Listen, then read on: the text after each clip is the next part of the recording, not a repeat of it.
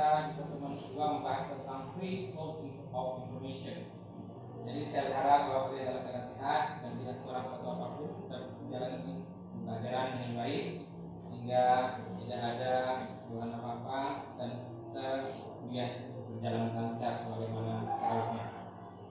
Dalam dulu kita mengenal dengan free flow of information, artinya bagaimana kebebasan informasi.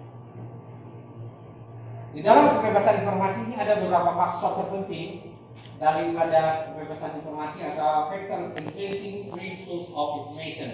Jadi kita harus mengenali dengan beberapa faktor yang terpenting adalah satu, kita sebut dengan distance atau jarak. Kedua, dengan cultural affinity atau pengaruh budaya. Ketiga, population atau jumlah atau populasi penduduk. Tiga, perdagangan. Keempat, gross national product, artinya bagaimana hasil produk dari sebuah produk nasional sebuah negara. Jadi itulah yang menarik dari factor influencing dari kebebasan informasi yang didapat. Sementara yang terakhir adalah eyewitness. Jarak. Apa yang disebut dengan jarak? Jarak dalam ilmu komunikasi yang kita bahas tentang free flow of information adalah bagaimana jarak fisik antara satu negara berkaitan dengan volume arus informasi. Jadi semakin jauh negara ke negara lain, maka akan lebih lambat informasi yang diterima dari negara tersebut. Jadi semakin dekat negara tersebut, maka bisa juga mempengaruhi bagaimana informasi yang diterima itu semakin lebih intens. Seperti baik kalian yang kita mengatakan, means interest decline with distance. Jadi itu pengaruh jaraknya itu. Sementara Hicks and Garden mengatakan bahwa studi tentang surat kabar Israel dan USA, autocrators, ethnocentrism, and elitism were more important. Jadi sangat-sangat penting. Jadi ethnocentris dan elit itu mempengaruhi banyak hal dalam mempengaruhi informasi yang diberikan atau diterima dari satu negara ke negara lain. Sementara Carey and Rosenthal studi di Kanada mengatakan bahwa no substantial relationship existed between news flows and physical distance, but when news flows from the US to Canada unless some close border affinity were present. Jadi itu sangat mempengaruhi. Jarak fisik sebuah negara dengan negara lain akan mempengaruhi arus informasi yang masuk. Arus informasi itu dipengaruhi oleh jarak. Jadi jarak semakin jauh, tetapi ketika di era digital sekarang ini bahwa informasi itu tidak mengenal jarak, ruang, dan waktu. Jadi ini mau ngomongkan karena nanti sebuah negara sebagai komunikator dan sebuah negara lain sebagai komunikan, maka yang kita terima adalah sebuah misi pesan. Pesan itu. Ketika dari sebuah negara sebagai komunikator dan negara lain sebagai komunikan, maka misi yang disampaikan ketika terjadinya proses penyampaian komunikasi itu berlangsung secara baik, maka terjadilah kebebasan informasi seperti yang ada selama ini. Bahwa dunia internet yang lebih baik, dunia digital yang lebih baik, maka hari ini antara satu negara dengan lain negara itu seperti dan dunia ini seperti sebuah kampung besar, maka disebut dengan the global village, artinya sebuah kampung besar. Artinya ketika kita mau mengetahui informasi dari satu sisi di negara lain, dalam sekejap kita bisa menerima informasi tersebut tanpa bersusah payah. Tidak seperti pada zaman-zaman terdahulu bahwa untuk mengetahui sesuatu kejadian di tempat lain kita hanya mengetahui lewat sejarah. Hari ini ketika terjadi suatu perang di suatu negara, maka kita bisa mengikutinya melalui berita-berita dunia yang besar. Hari kejadian perang dan perang itu bisa juga live. Jadi tidak ada alasan orang hari ini ketinggalan berita, karena di dalam satu genggaman mereka, dunia dalam genggaman mereka juga. Karena begitu mudahnya informasi hari ini, sehingga tidak ada membutuhkan jarak, ruang, dan waktu, sehingga manusia akan kesulitan untuk menerima free flow of information. Jadi kebebasan informasi itu begitu baiknya. Sementara yang kedua adalah cultural affinity, keterikatan budaya. Artinya keterikatan budaya antara budaya satu negara ke negara lain hari ini tanpa batas. budaya Indonesia bisa dinikmati orang lain pada saat yang sama. Sementara dari satu negara orang kadang-kadang, seperti contoh yang paling menarik hari ini adalah TikTok. Bagaimana di belahan negara lain orang berbondong-bondong mengetahui bagaimana hebatnya, bagaimana menariknya TikTok, sehingga orang akan meniru tren, pakaiannya, rambutnya, desainnya, dan lain sebagainya, sehingga orang akan menjadi pencontoh yang baik. Ketika kebebasan dari free flow of information tadi terjadi, maka kewajiban kita dari negara adalah bagaimana membatasi diri sesuai dengan kepentingan kita untuk menerima budaya lain. Ketika kita tidak bisa membatasi kepentingan budaya itu sendiri, maka akan kita tergerus dengan budaya-budaya yang tidak pantas untuk kita terima. Jadi itu semua tergantung pada suatu negara itu. Karena kita tidak membatasi berita-berita dari luar. Karena memang di dalam dunia sekarang bahwa kita memang masih ketergantungan dengan negara-negara lain untuk masalah berita. Kemudian jumlah penduduk populasi. Jadi berita itu sendiri tergantung dari berita media massa senantiasa berkaitan dengan manusia dan aktivitasnya. Jadi tergantung dengan manusianya. Oleh karenanya volume informasi yang ada di suatu negara dipengaruhi oleh jumlah penduduknya. Semakin banyak penduduknya, maka penyebaran berita itu semakin lebih meluas. Kenapa kadang-kadang suatu negara pengaruh terhadap budaya lain tidak berpengaruh? Karena memang jumlah penduduknya sedikit. Jadi dari sedikit itu bisa jadi tidak seluruhannya akan menerima informasi luar dan tidak menyerapnya. Sementara kita dengan penduduk yang lumayan besar, maka berita-berita itu semakin mudah diserap.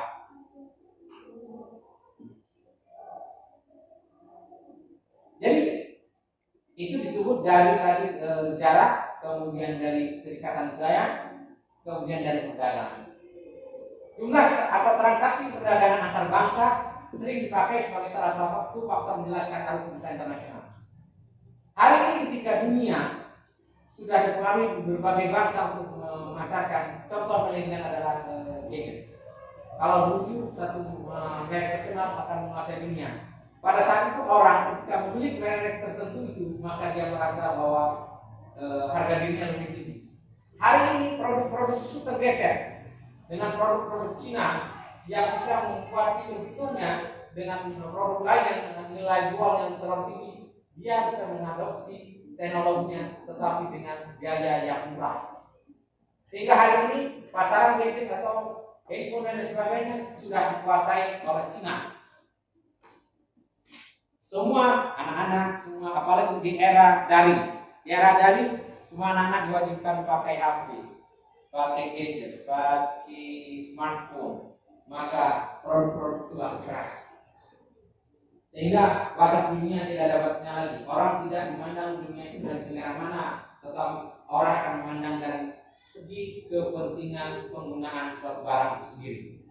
Orang melihat modelnya yang baik, harganya yang murah, walaupun pada kenyataannya dalam penggunaannya hanya digunakan sesaat, tidak terlalu lama. Tetapi yang penting itu yang menarik, karena orang akan melihat dari penampilan suatu produk. Karena arus informasi yang begitu bebas, maka produk satu negara ke negara lain tidak ada tanpa batas.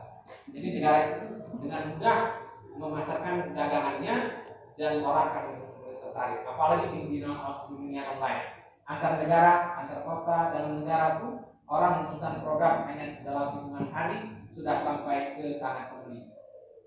Sekali lagi, tanpa mengeluarkan biaya dulu, barang sampai kira-kira cocok bisa kita bayar. Itulah kebebasan informasi yang kita miliki hari ini. Dunia hari ini seperti itu. Jadi sepertinya masa sekarang tidak ada hambatan informasi yang membuat orang akan kesulitan untuk memperoleh informasi tentang sesuatu, baik tentang sosial, politik, dan teknologi.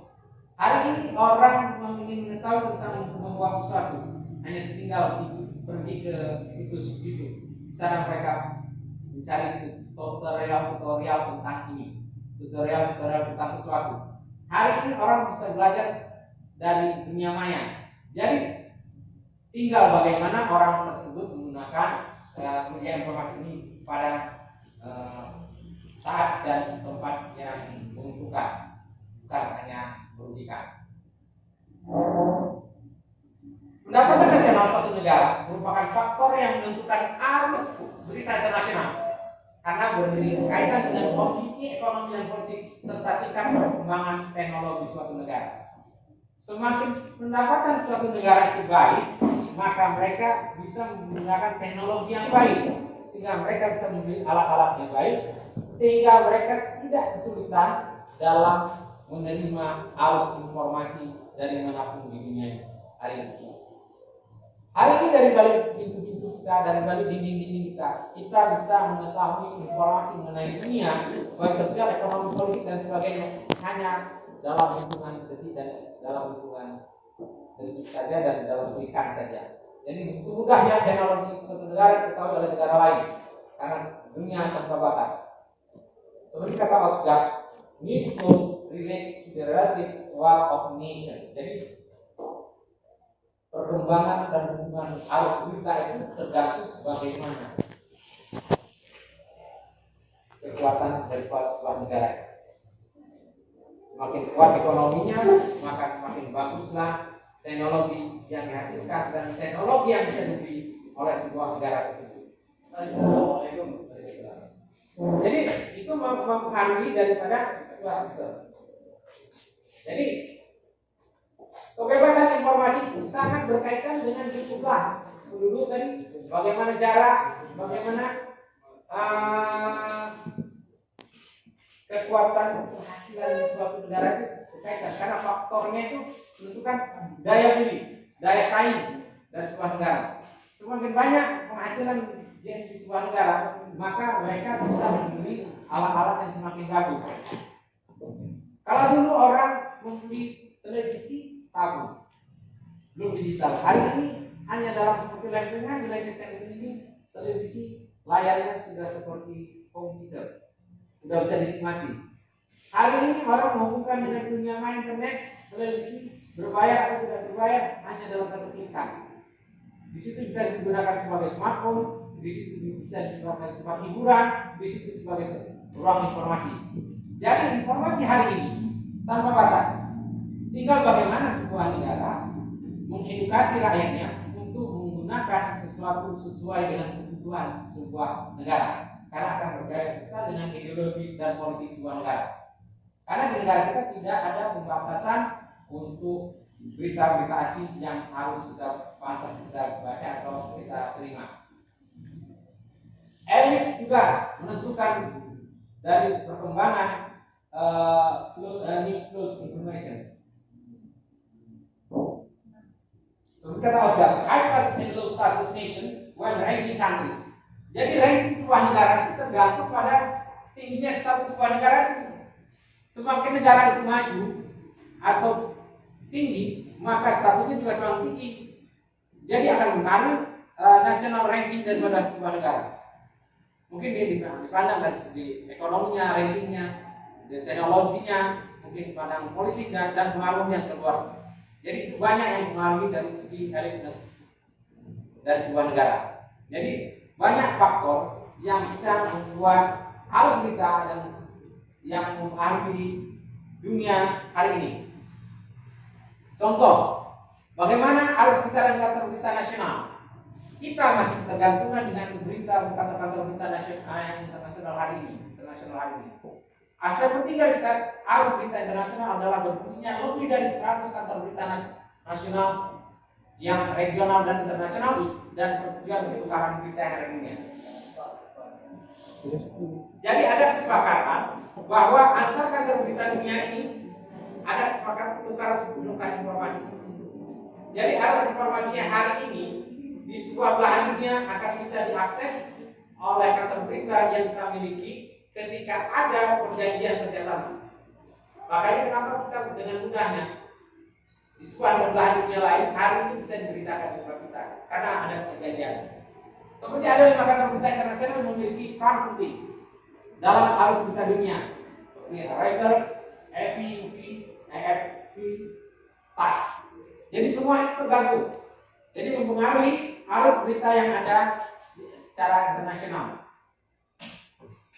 Apalagi AFP, UP, AFP, Reuters jadi sumber dominan berita luar negeri untuk kebanyakan negara di Amerika Utara, Barat, Asia Afrika, dan Amerika Latin.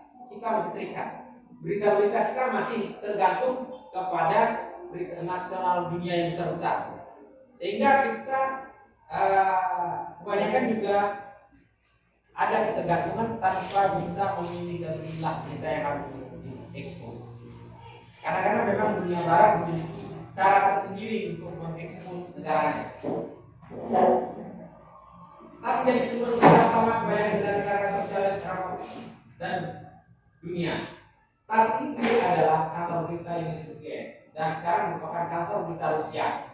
Jadi negara-negara sosialis di Eropa Timur dan dunia itu sendiri lebih berkiblat kepada tas karena secara ideologi mereka memiliki kesamaan ideologi.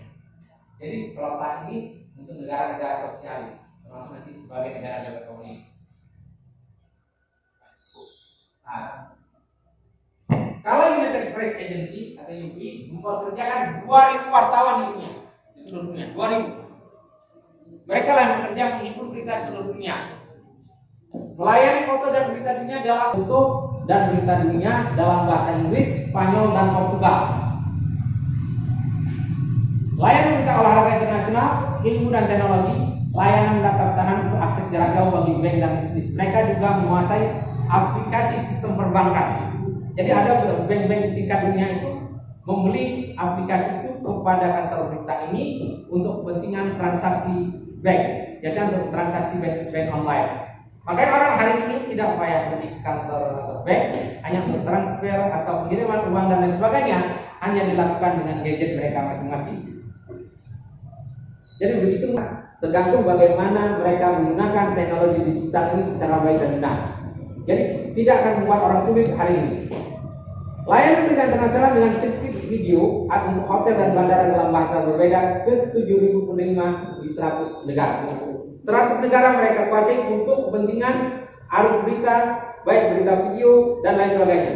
Dan mereka juga di sistem mereka dibeli oleh hotel-hotel terkenal dunia. Sehingga ketika hunian hotel meningkat dan layanan kepada klien daripada hotel tersebut, mereka bisa menikmati berita layaknya mereka di rumah sendiri walaupun dia berada di luar dari negara dia sendiri.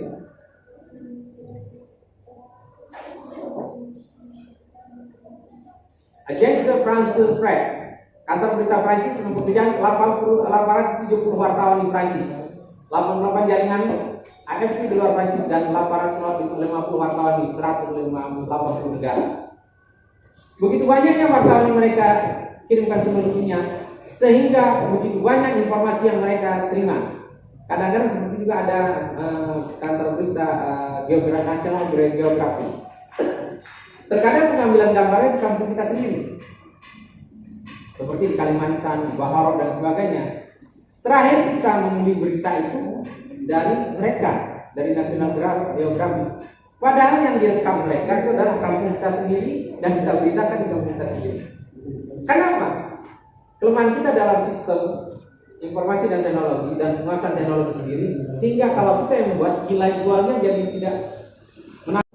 Bagaimana lahan hutan di Kalimantan mereka ambil, mereka jual. Bagaimana suku Asmat di Papua mereka pidukan, mereka jual. Bagaimana suku di Mentawai mereka pidukan, mereka jual. Bagaimana interaksi masyarakat di Aceh mereka jual. Jadi semua itu bisa menjadi nilai jual yang tinggi untuk kepentingan free flow of information. Jadi bagaimana kepentingan untuk kebebasan informasi di dalam kepentingan berita-berita dunia hari ini.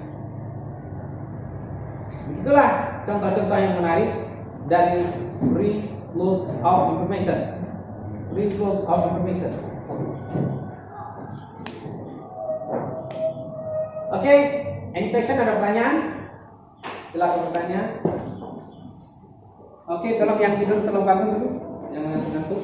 Semangat sedikit, memang ini jam-jam tidur. Hanya jam tidur, tapi jangan menjadikan kalian tidur. Ada yang bertanya? Silakan bertanya.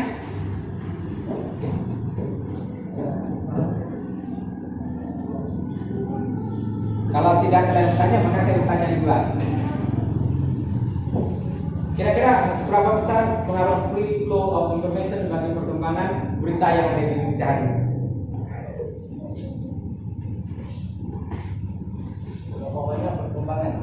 Bagaimana yang kamu tahu tentang perkembangan free flow of information, kebebasan informasi yang terjadi di Indonesia dengan pengaruhnya kepada free flow of information secara internasional? Karena kita kaitannya kan ilmu hubungan internasional.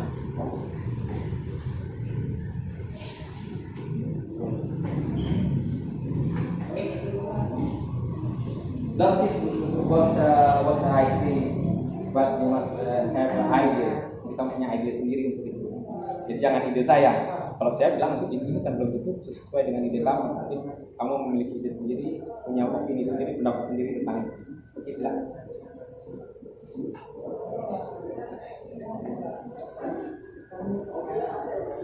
Atau ada yang lain jawab? Ada? Jawab aja. No problem, it's wrong. Kalau salah bukan masalah, karena kita akan belajar. Tidak ada orang yang belajar langsung benar. Silakan. Apa yang kamu pahami, yang kamu tahu tentang terkaitan free flow of information dengan hubungan internasional saat ini dengan kondisi Indonesia hari ini? Apa yang kamu lakukan?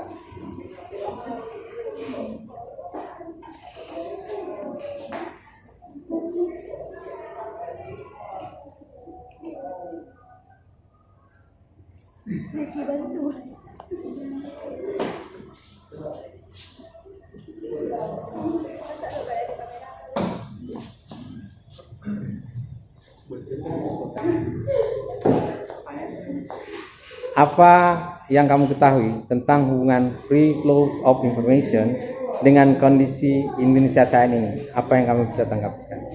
Yang masalah berita dari luar itu ya? Yes. Karena di Indonesia itu belum terlalu maju apanya persnya, mungkin karena beberapa di luar itu kan mereka punya teknologi terbaru.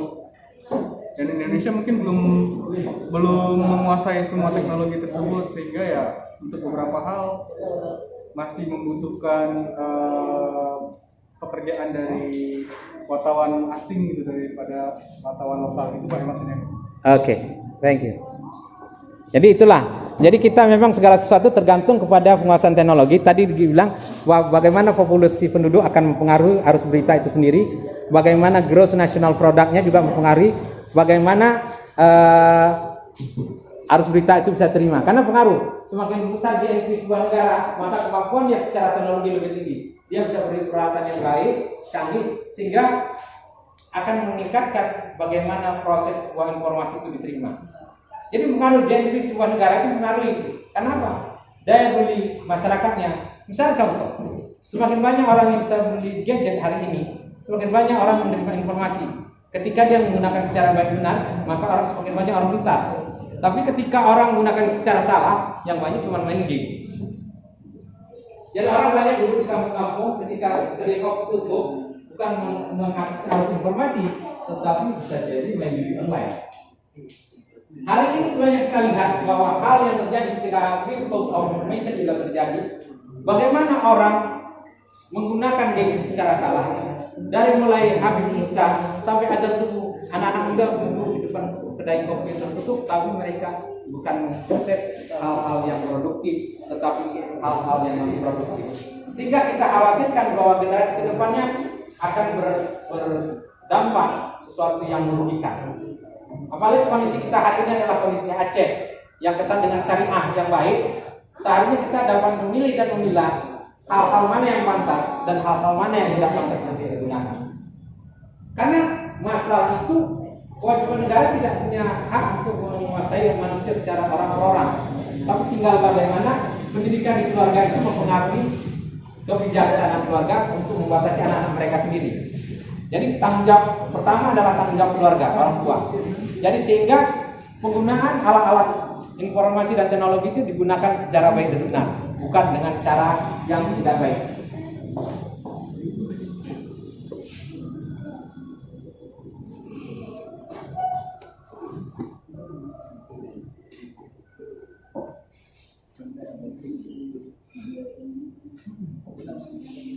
Jadi di dunia begitu banyaknya bapaknya kantor-kantor 30 berita menit. dunia yang menguasai Bapak mintanya 30 begitu menit. banyak arus berita yang ada di dunia. Kalau enggak aku mau pendek-pendek. Sekarang Xinhua, kantor berita pemerintah RRC berkantor pusat di Beijing, menjadi kantor berita internasional yang melayani negara-negara berkembang. Hari ini Xinhua udah. Sementara dari Jerman, Deutsche Presseagentur atau DPA Jerman dan Kyodo News Agency KNA Jepang masih belum mampu bersaing dengan 5 raksasa kantor berita Reuters, AP, UP, AFP, dan TASS. Jadi Deutsche Presseagentur Jerman pun termasuk yang Jepang punya tidak bisa mengimbangi 5 raksasa kantor berita yang ada di dunia ini. Jadi begitu kuatnya mereka. Kelima kantor berita di dunia tersebut mampu menjadi besar karena faktor-faktor ekonominya. Kredibilitas dan keabsahan berita yang disajikan. Artinya berita dengan kejadian sebenarnya itu lebih cenderung sinkron daripada yang dimanipulasi. Sistem pers negara tersebut dan metode pencarian berita yang bersifat tidak resmi. Hari ini kejadian di negara kita tidak lihat wartawan di mana, tiba-tiba berita sudah sampai di luar. Karena mereka memiliki wartawan-wartawan freelance yang bisa saja merupakan orang kita sendiri. Jadi mereka punya agen-agen berita yang dengan bebas memasuki dunia yang seharusnya mereka tidak bisa masuk. Jadi hari ini untuk free flow information tidak ada penghalang dunia ini. Dunia ini seperti teori komunikasi sendiri bahwa the global village itu sudah terjadi. Kampung besar. Hari ini Anda mau mengetahui tentang satu sisi di dunia ini hanya dengan satu klikan. Mau tahu berita di sana tinggal klik negaranya, kejadiannya hari ini kita tahu. Kalau dulu kita mengetahui sesuatu yang terjadi merupakan sebuah sejarah, kita membaca buku sejarah. Hari ini kejadian hari ini bisa kita lihat hari ini. Ada pula nanti lifetime, berita live lagi. Jadi hari ini kejadian di suatu negara bisa diekspos hari ini juga. Hanya beda berapa detik saja. Jadi terjadinya peningkatan kecepatan dan volume informasi serta perubahan sifat, isi dan pengaruh informasi secara internasional. Kecepatan itu mempengaruhi. Orang bisa terpengaruh baik secara sosial menjadi sebuah gerakan sosial. Orang bisa diagitasi, diprovokasi hanya dengan sebuah berita.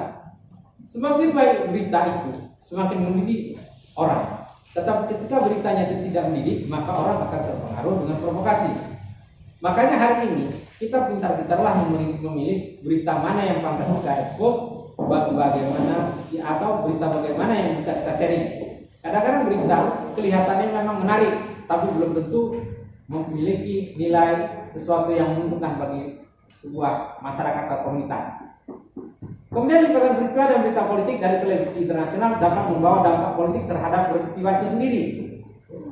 Semakin besar di blow up berita politik, maka semakin besar pengaruhnya bagi audiens atau orang yang menonton televisi tersebut. Karena orang hari ini cenderung tidak ingin banyak membaca, tapi hanya ingin banyak melihat dan mendengar. Orang sudah tidak mau repot-repot duduk di pustaka, tetapi orang lebih cenderung mendengarkan orang berbicara. Makanya untuk dunia akademis itu sendiri, kita harus imbangi antara membaca, menulis, dan mendengar. Kadang-kadang ketika kita tidak terlalu banyak mendengar, maka kita sulit membedakan mana yang baik dan mana yang betul, mana yang baik atau mana yang tidak baik. Tetapi ketika kita mensinkronkan antara menulis, membaca, dan mendengar, maka kita bisa memilih mana yang pantas untuk kita share ke tempat lain atau mana hal yang hanya kita simpan untuk diri kita sendiri.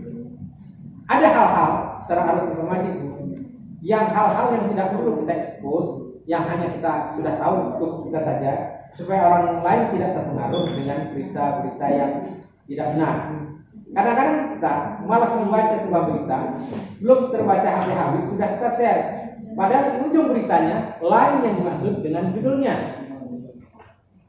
Di dunia sekarang banyak tuh orang menjebak beritanya judulnya cukup menarik, padahal di sini tidak ada apa-apa. Maka kadang-kadang orang betul juga kalau Islam, don't judge the book from the cover. Jangan menilai sesuatu pun dari judulnya aja. Hari ini covernya yang sederhana-sederhana saja, tetapi isinya membuat kita menambah pengetahuan. Makanya dunia sekarang bisa terbalik-balik. Berita itu bisa terbalik-balik. Yang benar menjadi salah dan salah menjadi benar. Jadi tinggal kita bagaimana memfilternya, memilih dan memilah sehingga kita tidak salah arah. Apalagi kita sebagai mahasiswa hubungan internasional, kita harus bisa menyikapi berita-berita yang ada secara internasional untuk kita bisa memilih sehingga kita menjadikan kita lebih memahami keterikatan kita atau informasi yang bisa kita hubungkan dengan ilmu yang kita pelajari. Karena pada akhirnya apapun yang kalian tulis di akhir perjalanan kuliah kalian di sini, yang paling penting apapun bahasa mengenai lokal dan maupun yang internasional, pada prinsipnya harus keterkaitan dengan ilmu hubungan internasional yang kalian pelajari. Kita boleh kampung hari ini, tapi kita bukan kampungan. Kita bisa mengetahui dunia hari ini dari tempat yang jauh di pelosok negeri ini hari ini. Kita boleh dianggap orang tidak menarik, tapi kita memang sesuatu yang harus diperhitungkan. Karena dengan berhasilnya kuliah hari ini, apalagi mahasiswa-mahasiswa kita terdahulu yang bisa menyelesaikan tepat waktu dan waktu singkat prodi yang baru ini bisa mencapai akreditasinya B, itu adalah sebuah pencapaian yang tidak sederhana. Bagaimana senior-senior kalian yang tampil di tingkat nasional dan internasional dan membawa harum nama prodi kita. Malas masuk sekolah, masuk kuliah. Nanti sampai sana kita main dia masuk kuliah dan sering bolos. Nanti sampai sana kita main lagi. Karena itu jadi komunikasinya gagal. Orang. Oke, sampai di sini pertemuan kita hari ini. Sampai jumpa dalam waktu, semoga kalian dalam keadaan sehat sehingga kita dapat bertemu kembali dan belajar. Jika ada pertanyaan silakan hubungi. Kita bisa belajar dari offline dan online. Sehingga ada pertanyaan bisa nanti dikirimkan melalui WhatsApp ataupun melalui Google Class. Terima kasih. Assalamualaikum warahmatullahi wabarakatuh. Itu untuk rekaman.